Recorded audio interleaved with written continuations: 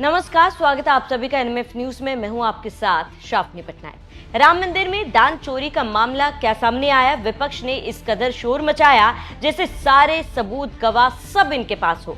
प्रियंका गांधी से अखिलेश, रामगोपाल यादव से लेकर पवन खेड़ा तक दान चोरी के मामले पर सरकार को घेरने खड़े हो गए। वो भी तब जब राम मंदिर के दान में सरकार का कोई लेना देना नहीं था, जबकि योगी सरकार इस मामले पर सख्ती से एक्शन ले रही है, एसआईटी अपना काम कर रही है। लेकिन विपक्ष ने सोचा शोर मचा ले तो सरकार के खिलाफ जनता को कर पाएंगे। तभी तो देखिए ना, कांग्रेस की राष्ट्रीय महासचिव और सांसद प्रियंका गांधी वाड्रा सीधे मैदान में कूदती हुई नजर आई और बिना किसी पुख्ता सबूत के दावा ठोक देती हैं कि राम मंदिर में हजारों करोड़ की चोरी हुई। बात यही नहीं रुकती। समाजवादी पार्टी के senior leader professor Ramgopal Yadav एक कदम और आगे बढ़ते हैं। कैमरे के सामने आकर माहौल बनाकर कहते हैं कि यह मामला कम से कम 20,000 करोड़ रुपए के घपले का है। और दिल्ली के पूर्व मुख्यमंत्री अरविंद केजरीवाल तो पूरी लिस्ट ही लेकर बैठ गए। उन्होंने दावा किया कि मंदिर से 200 करोड़ का कैश गायब है। बेशकीमती गहने, हीरे और भक्तों द्वारा दान की गई 50-50 किलो सोना चांदी की ईंटें तक गायब कर दी गई है। विपक्ष का ये ड्रामा सोशल मीडिया से लेकर टीवी चैनलों तक चीख कर चलाया गया। ऐसा दिखाया गया मानो सनातन धर्म और राम भक्तों की आस्था के साथ बहुत बड़ा खिलवाड़ हुआ हो। विपक्ष सोच रहा था कि इस मुद्दे पर वो सरकार को घेर लेंगे, हिंदुओं के अपने पक्ष में कर लेंगे। लेकिन तभी इस पूरे खेल में एंट्री होती है विश्व हिंदू परिषद के अध्यक्ष और देश के जाने माने सीनियर एडवोकेट आलोक कुमार की।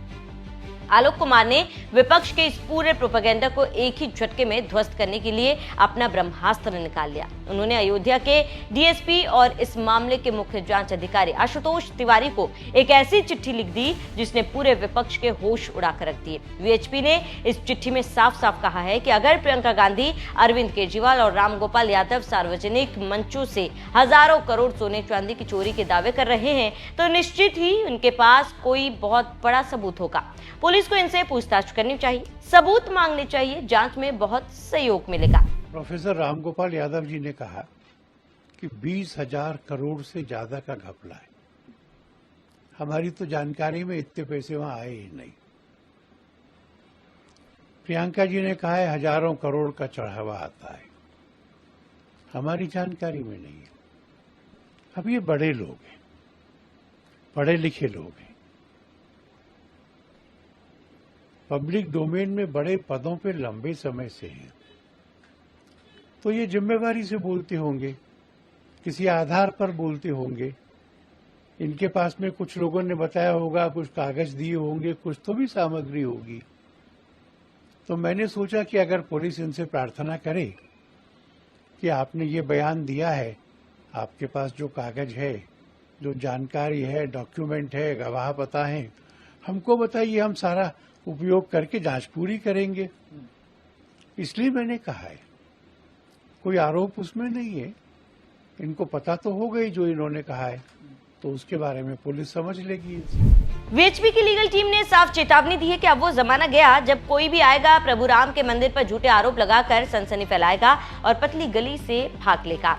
अब हम भागने नहीं देंगे। इस पूरे घटनाक्रम ने विपक्ष के दोहरे चरित्र को पूरी तरह बेनकाब कर दिया, क्योंकि ये वही विपक्ष है जो राम मंदिर के निर्माण का विरोध कर रहा था, जो कोर्ट में राम के अस्तित्व पर सवाल उठा रहा था।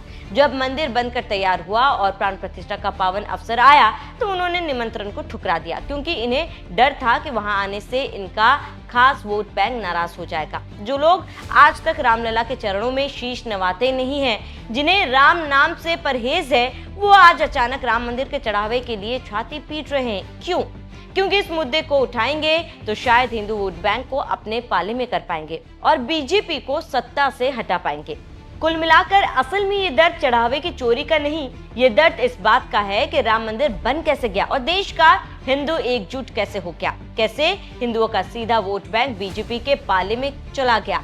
तो ऐसे में जब वीएचपी ने साफ कर दिया है कि अगर इन नेताओं के पास सबूत है तो आइए जांच में सहयोग कीजिए, आपका स्वागत है। लेकिन अगर ये सब सिर्फ इसलिए किया गया ताकि राम भक्तों को आहत किया जा सके, हिंदुओं को अपमानित किया जा सके और करोड़ों लोगों की आस्था को तोड़ा जा सके, तो अब सनातन समाज इसे कतई बर्दाश्त नहीं करेगा। कानूनी शिकंजा कस चुका है। एसआईटी की फाइनल रिपोर्ट तैयार हो रही है और अब देखना ये होगा कि अब पुलिस इन नेताओं के दरवाजे पर सबूत मांगने पहुंचेगी, तब ये हजारों करोड़ का राग अलापने वाले नेता अपना मुंह कहां छुपाएंगे? क्या इनके पास कोई वास्तविक तथ्य है या ये सिर्फ राम मंदिर को बदनाम करने के एक और फ्लॉप कांग्रेसी और वामपंथी साजिश थी? जवाब तो इन्हें देना ही होगा, क्योंकि दूसरे के लिए गड्ढा खोदने वाले विपक्षी नेता अब खुद उस गड्ढे में गिरते दिख रहे हैं।